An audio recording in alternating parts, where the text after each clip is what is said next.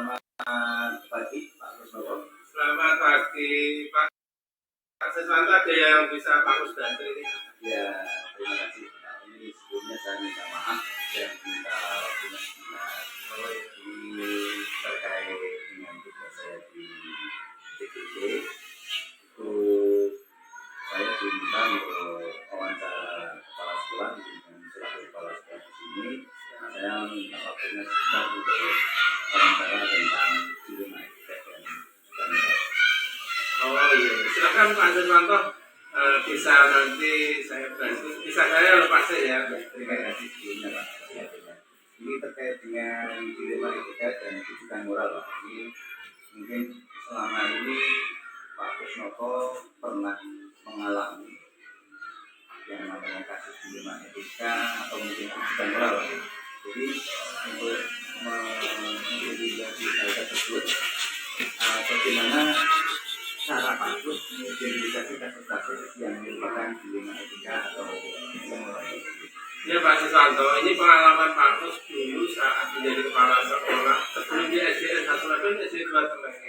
Ini kalau saya kategorikan termasuk dilematika. Jadi ada guru itu yang didemo oleh paling murid karena dia tidak bisa memberikan pelayanan masuk dengan baik, bahkan dia itu mengancam, maksudnya dia itu ngajar tapi sampai kelas 2 itu sampai jam 12 itu nggak boleh istirahat, nggak boleh pulang. Jadi orang tua itu sampai nggak terima demo Pak. Jadi di sisi lain saya harus melindungi guru, di sisi lain saya juga harus melayani demo Dilema juga Pak. ya. Jadi sampai segitunya Pak. Terus maaf, ini selama ada kasus tersebut itu bagaimana Pak Kus menjalankan atau mengambil keputusan tersebut, terutama untuk kasus-kasus di mana ada kepentingan yang sama-sama benar atau sama-sama mengandung nilai kebencian. Iya Pak.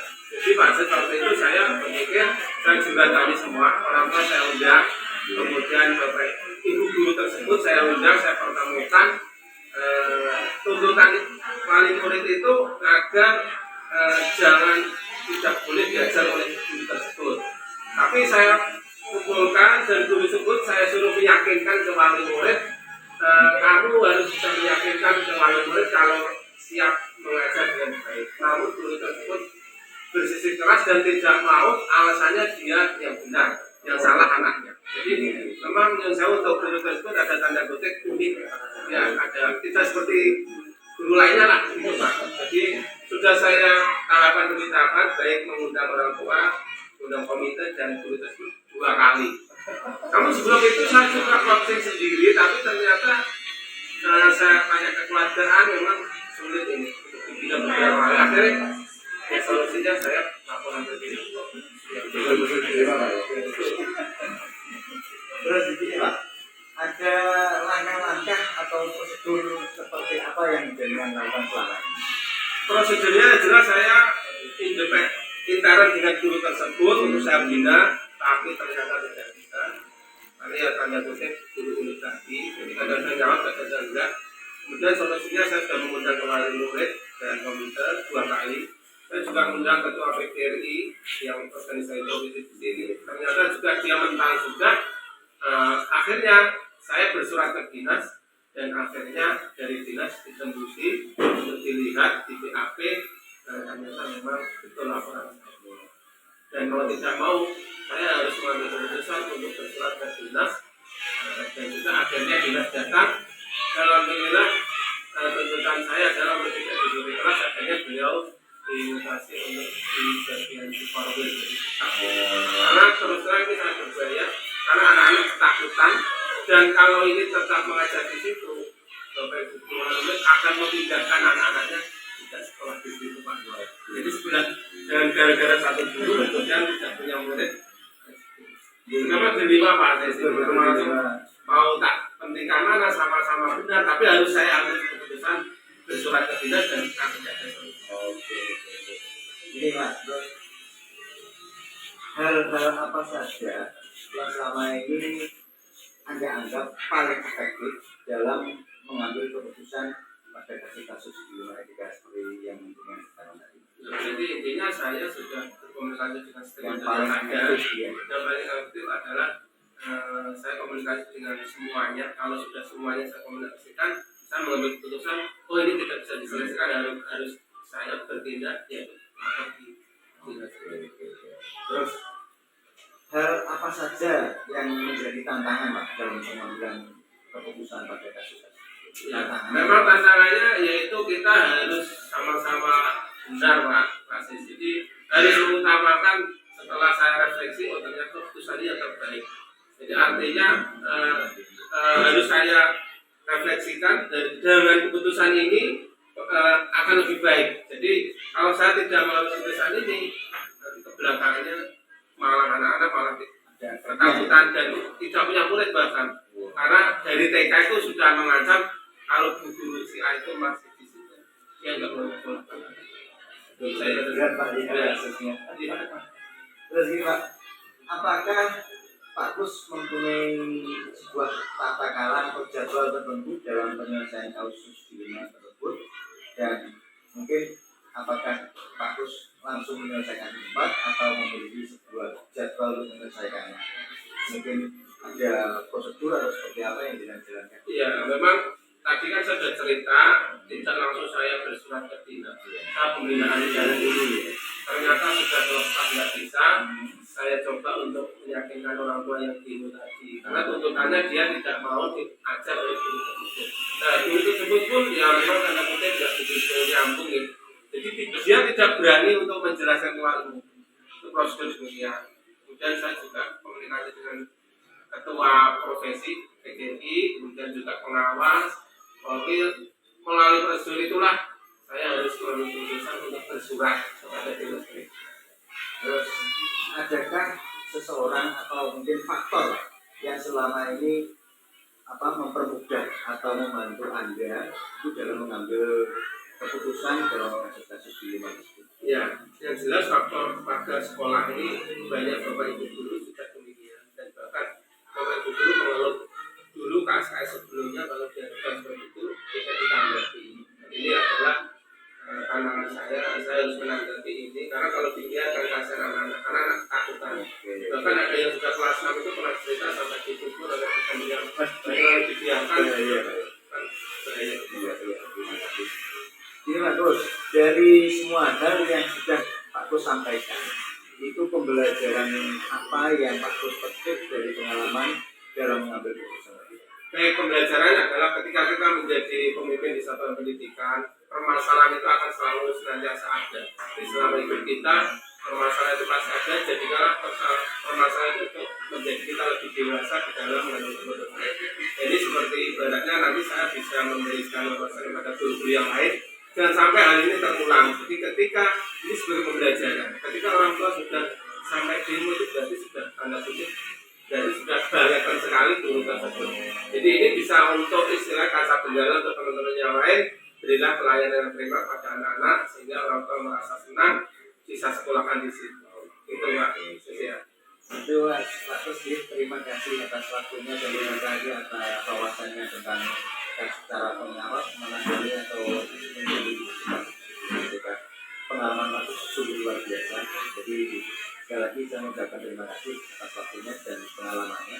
Jadi hari ini saya cukupkan. Terima kasih atas waktunya dan terima kasih sekali lagi. Oke, sukses selalu Pak Susanto, semoga lulus CGP-nya dengan guru yang hebat.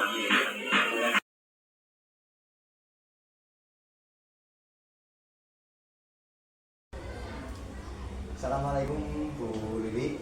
Waalaikumsalam Pak Sen. Ini mohon maaf mengganggu waktunya sebentar ya. Ini tugas saya selaku CGP Angkatan 9. Ini saya diminta untuk interview atau wawancara tentang dilema etika dan rujukan moral yang mungkin pengalaman Bu Lili selaku kepala sekolah di sekolah jenengan mungkin ada pengalaman tentang dilema etika atau rujukan moral. Jadi saya mohon waktunya sebentar, kiranya nanti bisa saya wawancarai sebentar. Bisa nggih? Iya, siap, bisa Pak Sen. Terima kasih.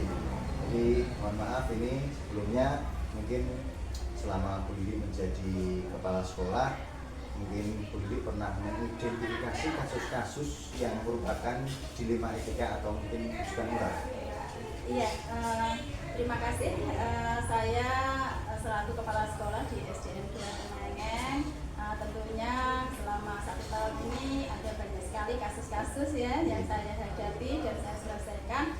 Di sini saya pasti mengidentifikasi lebih dulu apakah itu kasus dilema etika ataupun merupakan rujukan moral. Oh gitu. Iya. Terus untuk kasus tersebut Bu, bagaimana Bu Lili menjalankan pengambilan keputusan di sekolah Bu Lili, terutama untuk kasus-kasus di mana ada dua kepentingan yang sama-sama benar atau sama-sama mengandung nilai kebijakan. Iya, kalau saya dalam menghadapi kasus-kasus yang merupakan dilema etika yang dimana sama-sama kasus itu kita dalam mengambil keputusan sama-sama benar ya, atau mengandung nilai-nilai kebajikan, itu tentunya saya melalui beberapa prosedur ya, dalam pengambilan keputusan. Salah satunya kami tetap mengawali dengan mengidentifikasi masalah tersebut, kemudian saya juga akan mengkomunikasikannya dengan pihak terkait. Kemudian saya pastinya saya sangat dalam mengambil keputusan itu saya harus bermusyawarah terlebih dahulu dengan rekan-rekan guru saya sehingga saya mampu mengambil keputusan sesuai dengan dapat bertanggung jawab. Terus ini untuk langkah-langkah dan prosedurnya yang biasa dengan Bu Lili lakukan itu yang bagaimana? Ya, seperti yang saya katakan tadi ya, terutama memang kalau untuk kasus-kasus dilema IPK itu memang kita agak sulit gitu ya Pak ya, karena memang kita harus mengambil keputusan benar sama benar ya. Itu yang pertama tadi tentunya kita saat ada kasus harus kita identifikasi, kita cari tahu dulu permasalahan itu seperti apa sebenarnya. Itu setelah saya mengidentifikasi, saya akan memanggil pihak tersebut yang bermasalah, mengkomunikasikannya dengan mereka tentang kebenaran permasalahan ini.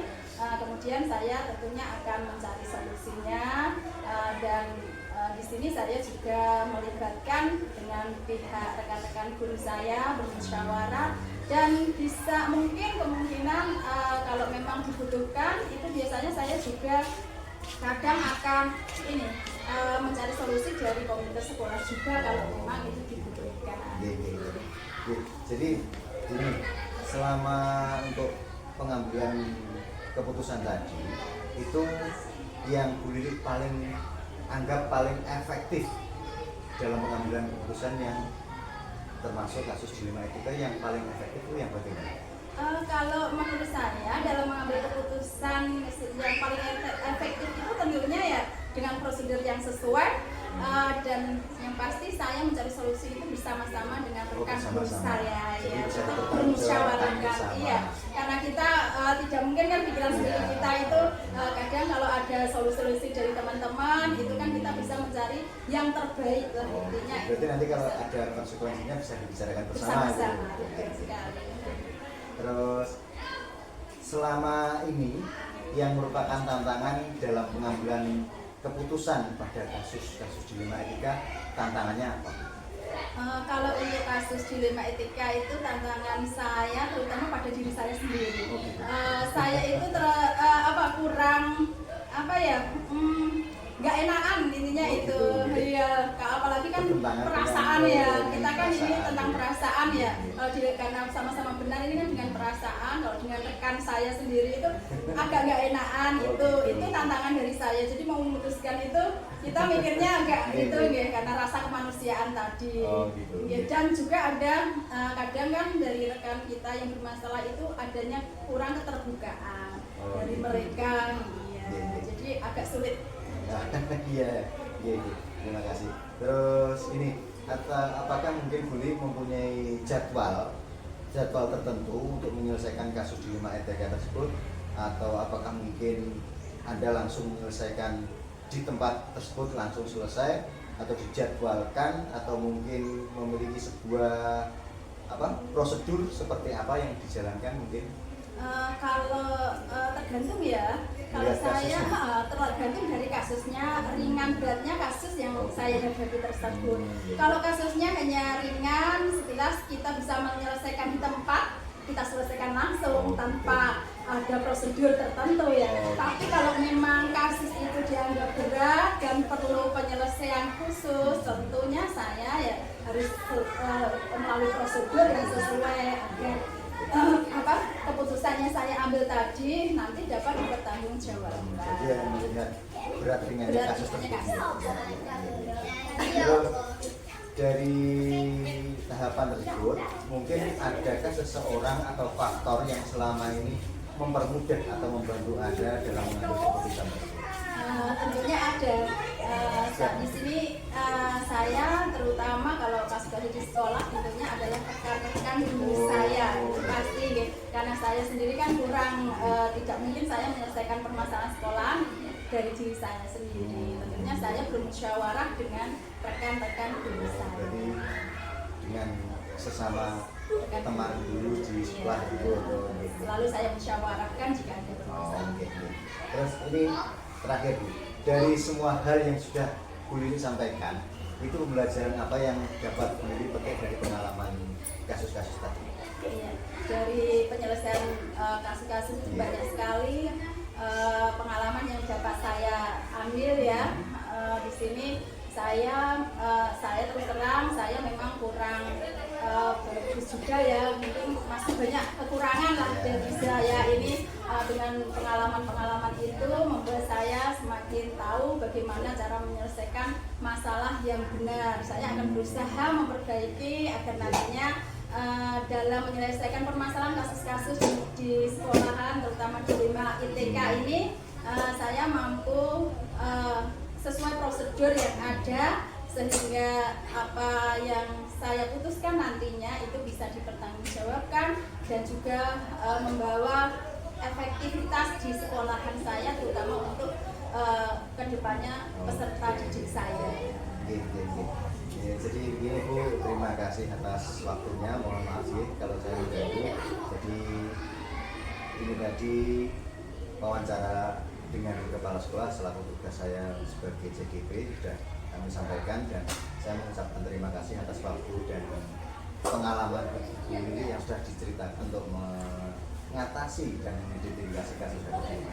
Sekali lagi terima kasih atas waktunya. Mohon maaf jika mengganggu Bu Lili.